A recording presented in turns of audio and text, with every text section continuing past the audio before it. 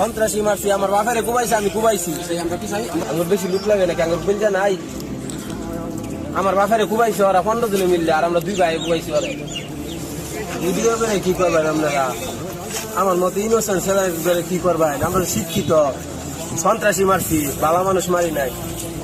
আমার বাড়িঘর পুরাইছে কে? আমার ঘর লুটপাট করছে, কোন আইনের লোক তো পাইলো না আমার বাড়িঘর বাঁচাইবার লাগিয়া। পুরা নাম তো আসামি, আমার তো ধরছে পাইছে। আর বিএমপির লোকেরা যে কাজগুলো করলো পাইছে, এ পর্যন্ত কিছু করবার কোন আইনের লোকে পাইছে? যদি বাইরে বার পাই তাহলে অগর কপালে শনি লাগাই, আমি বেশি কিছু করতাম না।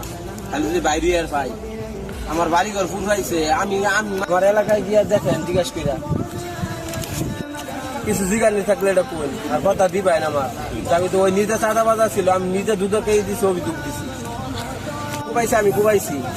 আমি নিজে একজন এডুকেশন ছেলে।